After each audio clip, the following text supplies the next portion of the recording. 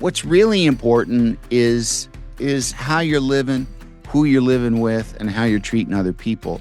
And I feel like that is definitely something that I learned in Chicago.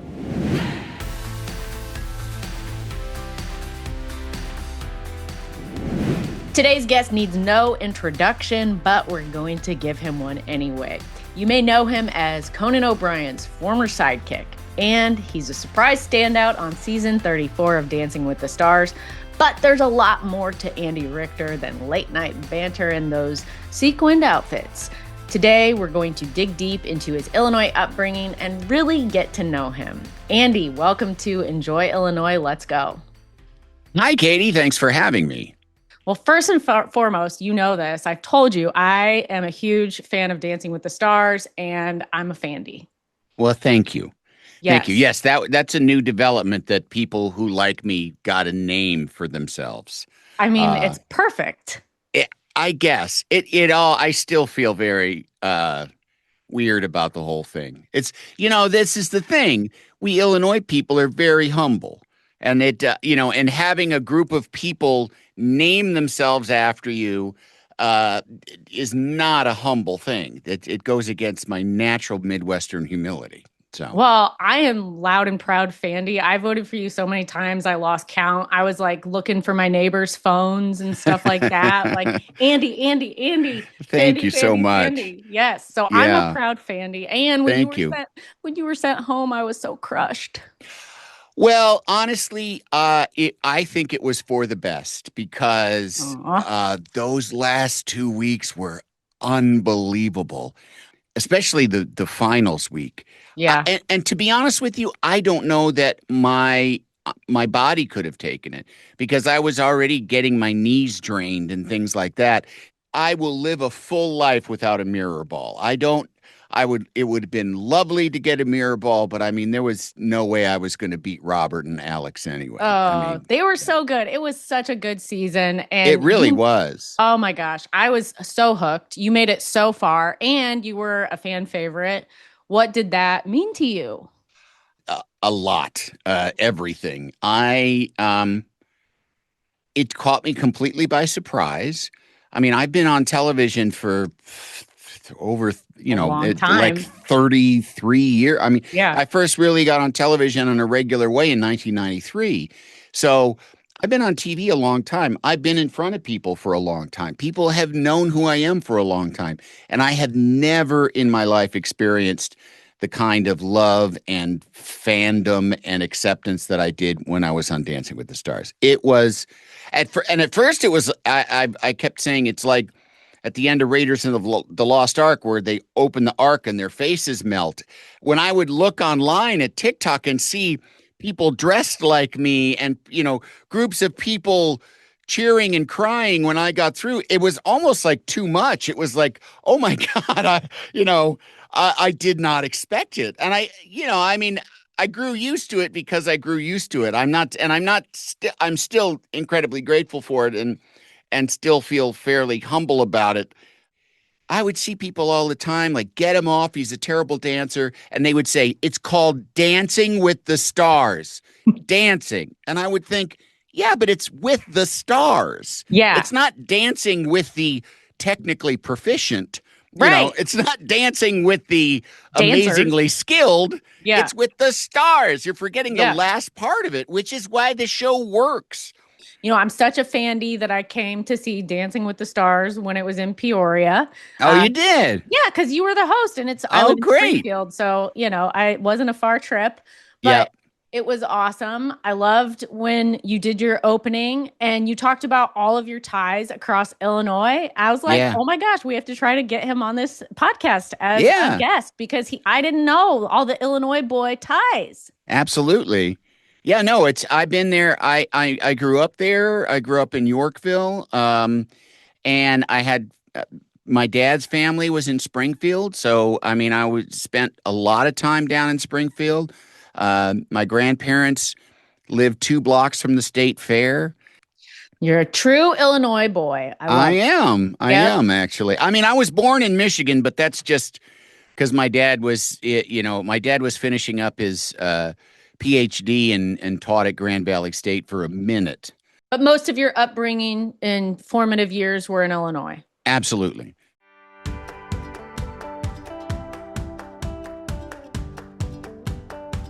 So usually we wait till the end of the interview to do our Land of Lincoln lightning round segment. But I feel like since you're a trained improv artist, a smooth operating podcaster, we want to go straight to it and help our listeners plan their Illinois itineraries based on all your recommendations. Are you ready?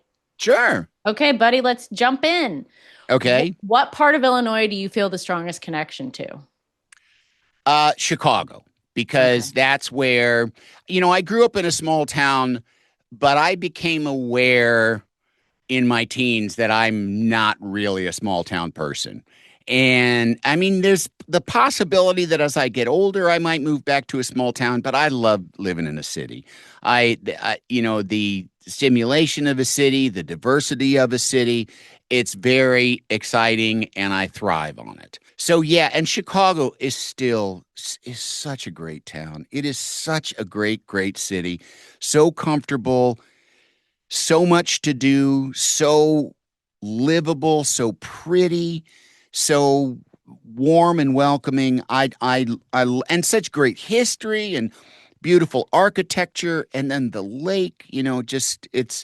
It's really is a great town, and it's not just pretty, because there's other towns that are pretty and they don't feel very good. Chicago feels great, and I love meeting people, and I have throughout my life, who go to Chicago for the first time and go, wow, what a great town. I love Chicago. And I've never heard anybody say, Chicago. It's always, wow, love it. What a great city. What is your favorite special occasion restaurant in Illinois? Probably Berghoff's. It's a German restaurant downtown, and it's kind of one of the last standing German restaurants that's kind of really still German, and that you really get that kind of feel.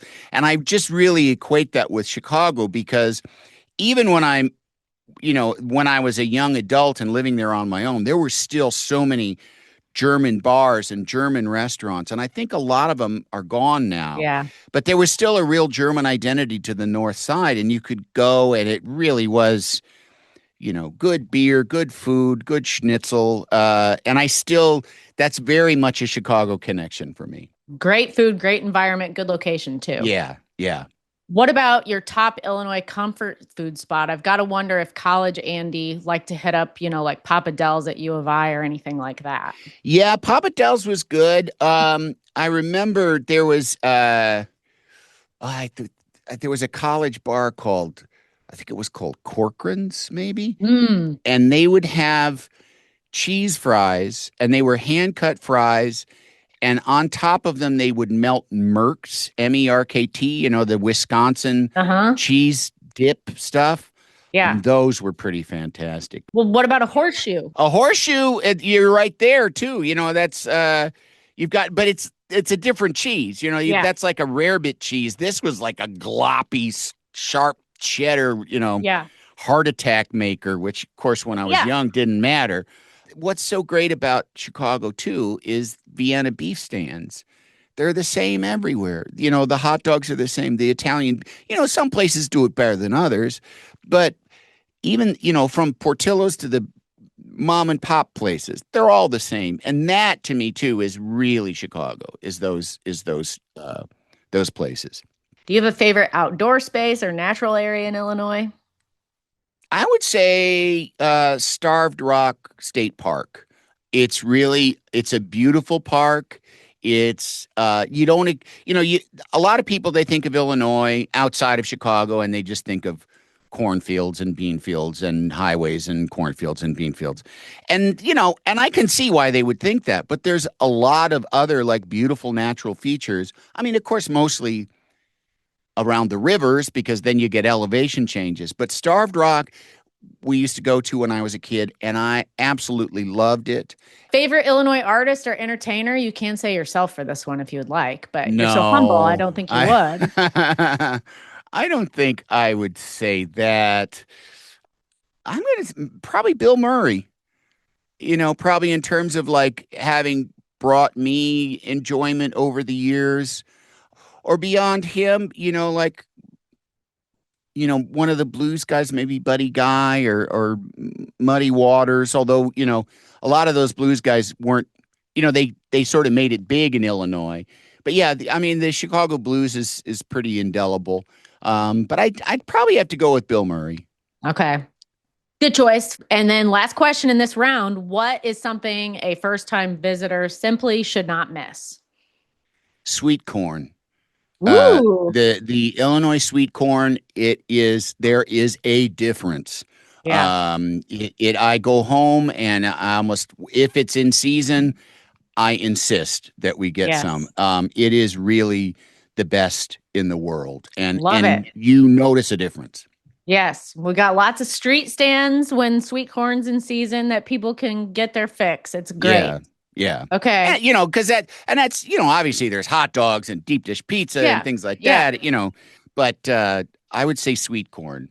Good. Yes, the ag industry is strong here too. So Yeah, we yeah. appreciate that. So you have a long running podcast called Three Questions with Andy Richter. Yes. And we're going to steal from it. I know you were born in Michigan, grew up in Yorkville, but tell us a little bit about your younger days in Illinois. Where are you from? Yeah, I'm from Yorkville. I grew up in the same house that my mother grew up in. It was kind of under tough circumstances because it was, I lived there because my folks got divorced and that was pretty tough. It was a happy childhood and everyone did the best they could, but it was also, there was also a lot of sadness because with this, a single mom who, to be, for the first couple of years after her divorce was still kind of grieving and in mourning. So, but my grandma was there to take up the slack, which had its ups and downs. Aw, she yeah. was a she was a wonderful woman, but a complicated one. My family specializes in complicated women. Hey, I mean, there's no better y'all kind. have something. I Yeah. I wouldn't have it any other way. They're my favorites. But I grew up there, learning how to be funny, and being funny and being from a funny bunch of people and having a lot of great friends and always learning very early on the value of laughter and how kind of necessary it is. Was comedy something that you discovered, or is it something you turned to out of necessity because you were bored? They're funny people. Like my Mhm. dad's really funny. My Mhm. mom's older sister was really funny. Yeah. And and so I grew up around funny people making people laugh, and not just us. They'd be out in the world and they'd be making everybody laugh. And Yeah. that you see people with that power and that skill and that gift. It's like wow. Yeah. And then I had it too. I was able to make people laugh. I found out early, you know, I could, if I got my grandmother laughing at something I was doing, I could stay up later. It was, you could Oh, push off yeah. bedtime by keeping her entertained. Yeah. And then as I got older, uh, I was not a troublemaker. I was not a rule breaker, but I was a wise ass. Yeah. And so I would get in trouble with teachers from just being a little too smart Yeah. with my mouth. But I did experience the amazing circumstance of having a teacher furious with you and then making them laugh while they're Yeah. furious. Yeah. Oh, it is like the sweetest cocktail you will ever drink. It was so good. And they'd be extra mad afterwards, but still, as a kid, you're always looking, you're so tired of being told what to do and having everything put over on you by adults that if you could put one over on an adult, even for a second, especially a teacher, it's Yeah. fantastic. So An that was always empowering a thrill. moment. Yeah. Yeah, absolutely. Then you went to U of I. Uh-huh. For 2 years. And then within a couple months, I realized I got to transfer. And so I couldn't afford New York or LA, which is where like the film schools were at the time. But, Chicago had Columbia College and they had a really good nuts and bolts kind of practical approach to teaching you how to work in a creative industry, which I really, uh, a very Illinois approach to show business. Like you got to learn how everything works. Yeah, you needed to get the comedic training, the background. Chicago really helped you kind of change your world, right? Yeah, yeah, because I got the education in film. I worked in film production, and then concurrent with that, I had I had known about improv. I had seen Second City touring company shows, and I kind of had the instinct that because I have attention problems, attention deficit issues, and I have trouble like sitting down in front of a blank page to write is still daunting to me. Hmm. So I had this hunch, and also because, like I said, my smart aleckiness, I had a hunch that because I wanted to act, I wanted to write, and I had a hunch that improv would be good for me because I would have to do both of them without thinking about it. Yeah. And I was 100% right. That was like a really good instinct because I was able to kind of work on both those muscles at the same time. And I got to a point where I was doing, I don't know, 8 shows a week, doing hours and hours of comedy in front of people before and not having any of it thought of beforehand. And if you can do that, you can do anything in showbiz, as a performer or as a writer. If you can handle that, you're You're throw set. anything at somebody and they could do it. So where all did you train in Chicago on the improv scene? I studied with Sharna Halpern and Del Close, and then all of the people that worked for them at Hmm. Improv, what was called then Improv Olympic, now called IO, Hmm. because the actual Olympics sued them. Oh, Yeah. oops. um, but Del is the guru. He's the Shakespeare of long form improv. I guess Shakespeare, but because he's more a teacher, Yeah. he's the Aristotle, I guess. Hmm. Uh, but he was he taught a very particular kind of long form improv that was very sort of artistically pure and supposed to be kind of intellectually elevated, which I still agree with. I still is great. I mean, if you're going to go into show business, you can't be a complete egghead. You got to, eventually you got to sell burgers or whatever. But it was a good place to start. And there was a real emphasis on the work as opposed to the attention that the work would get you. So again, very Midwestern, very Illinois. Forget about the nonsense stuff. Think about the stuff that matters and the sustaining stuff, which is the work and also the people. It spoiled me to where I don't I don't like being on stage by myself. I experienced so much wonderful time on stage with other funny people and got so much enjoyment out of that being on stage with myself and just getting laughs from a crowd, it's nice. So is, being on a boat. So is, Yeah. looking out at a beautiful view. It's like, it's nice, but I'm not going to live here. But Yeah. being on stage with funny people Feeding off each or other. or Yeah. being in a room with funny people. I mean, there Hmm. was plenty of nights, it being Chicago, where the boiler was broken, so we couldn't do a show because it was 30 degrees in the room. So we'd show up to do the show, find out the place is closed. We'd go to a bar and we'd still have fun. We'd still get to laugh and enjoy each other's company, but we didn't have an audience. But, we still were doing the same thing. We still were making each other laugh and making each other happy. That's great. So did you also train at the Annoyance and at Second City? Absolutely. Not Second City. I Not never did Second Second City? City, but at the Okay. Annoyance too. Okay. I did that too. Improv Olympic was first, and then Annoyance was kind of I did alongside the Improv Olympic, which at the time was, there were stalwarts on both sides. There were people like, Hmm. "What are you doing over there at that place?" And Oh, I was like, "Look, I'm trying to learn this thing, and I can yeah. only think that learning from different places can only help what you learn in one place is going to help you at the other and vice versa." So I loved both places. You know, the Annoyance is still there and still a very special place. The IO is still there and still a very special place, and still, and again, you know, that's a not a can't miss. That's one that you should not miss either. You know, is when you're there, see some long form improv, no matter where you do it. That's a good call. So, with all the talent and all the comedic activity in Chicago when you were there, did you feel like you were in a special place at a special time?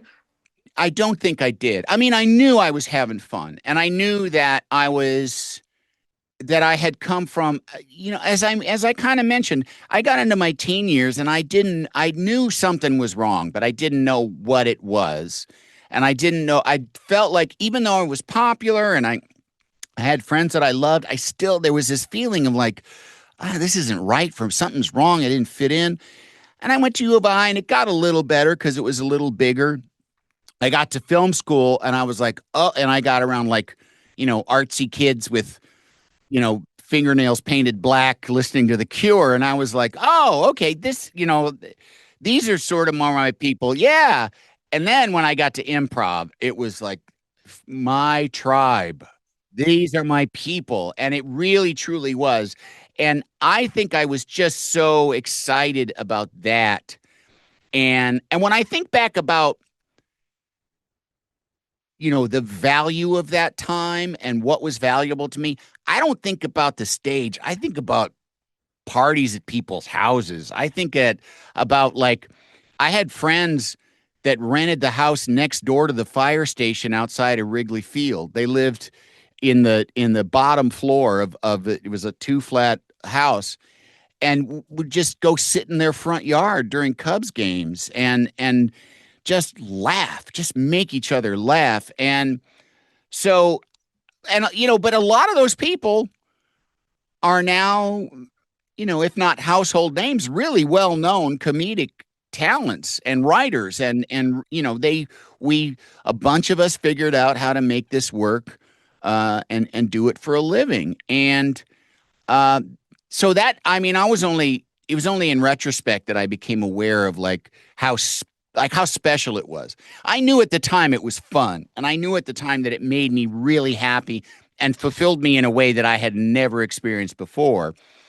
But I wasn't like thinking like I'm around geniuses. I just thought I Yeah. love my friends. You were just like living your life and trying to figure out what you were going to do, what you were going to be, right? Yeah, pretty Yeah. much. Kind of a college student.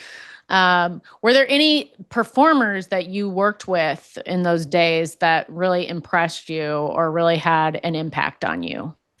Yeah. I mean, there were people that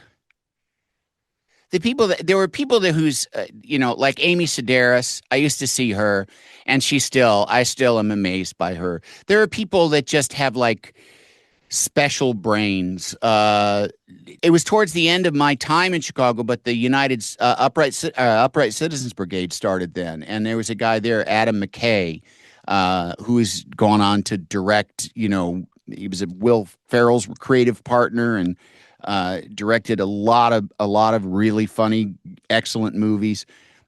He had an amazing, massive brain. Moving ahead to the late night days, you spent 7 years as Conan's sidekick. Then you walked away at the height of it to go out on your own. Yeah. What prompted that decision, and what did you learn about yourself in doing that? I had honestly just grown bored with doing the same thing. I was still young enough, still ambitious enough to think I've already enjoyed this good fortune. Let me see if I could trade up. They set me up with a lot of sort of coffee dates with a lot of comedy writers to pitch themselves to me as to be the showrunner for my show. And there was this guy, Victor Fresco. He had this idea for a show in which I played a writer who would tell the story, but could also like be an unreliable narrator and sort of, back up the story and tell it how it really happened. And I really liked that. I liked him. And so that became Andy Richter Controls the Universe. And so I got that going. How closely did you identify with your character, the daydreaming writer who was stuck in a corporate job? Not much, Not much. honestly. Yeah. Not much because especially too, I had a kid by that point. So Oh, I was already kind of starting dad mode.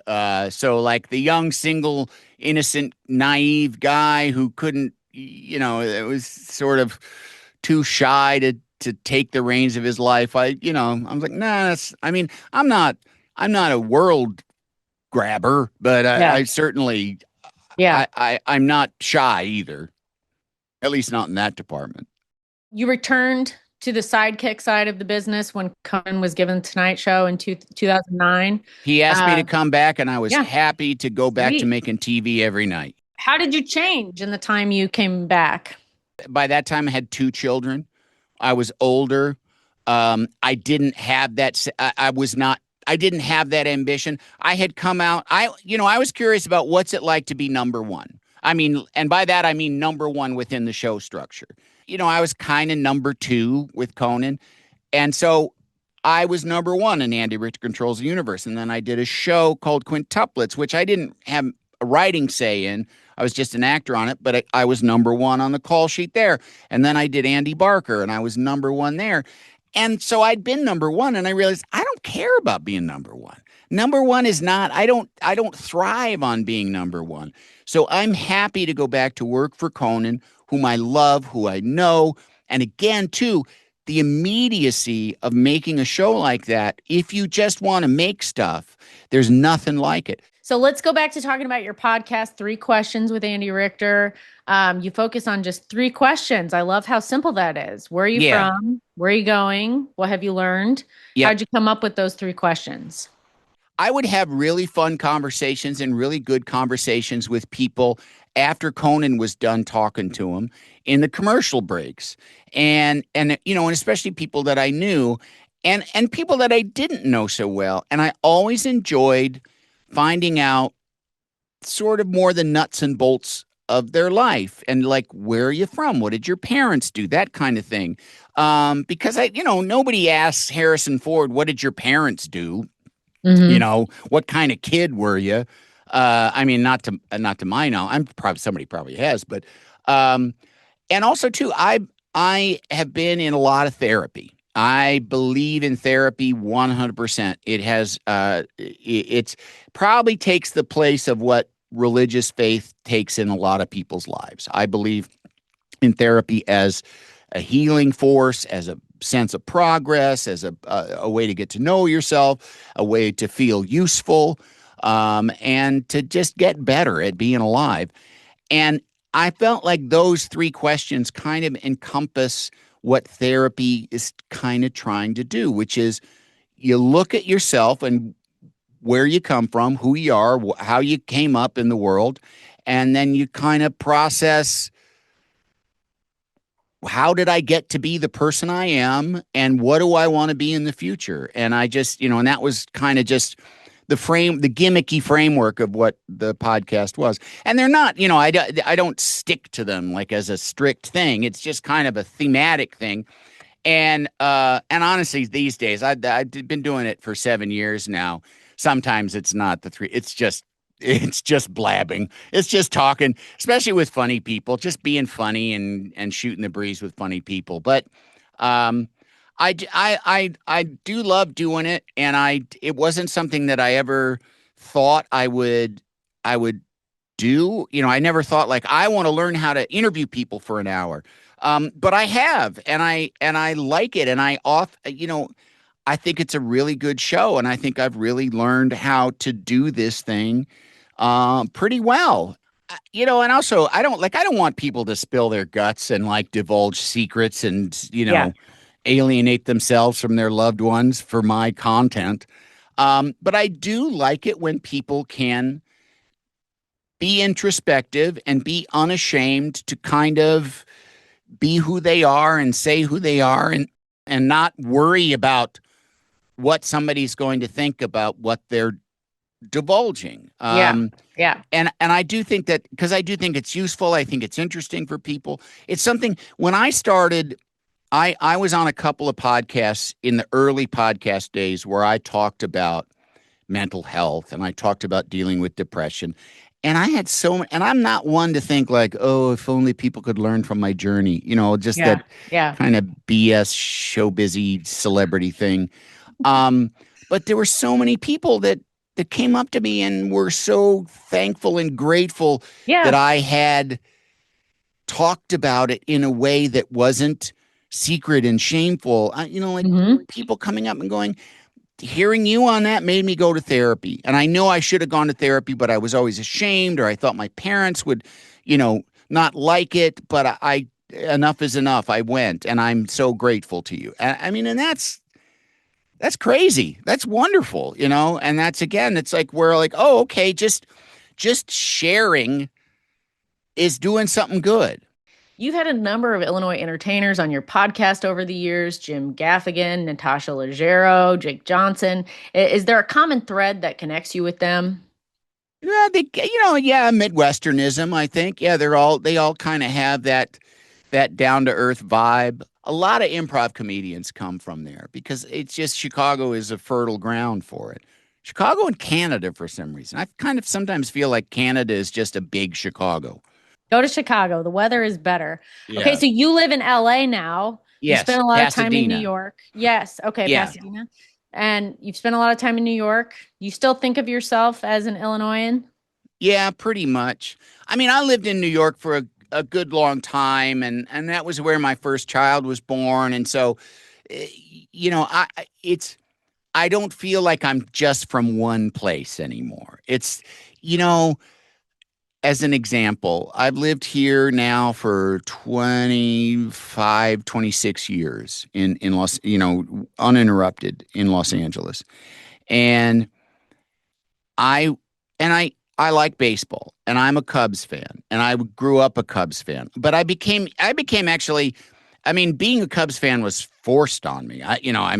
When you're a kid, you don't have any choice. And my stepdad had season tickets, so we went to the game all the time. And my attention span, by the fourth or fifth inning, I'm ready to go. But because I'm a little kid, but I'm out here and there's the Dodgers, and people would take me to Dodgers games, and I'd start to, the Dodgers are on TV here, Yeah. and Yeah.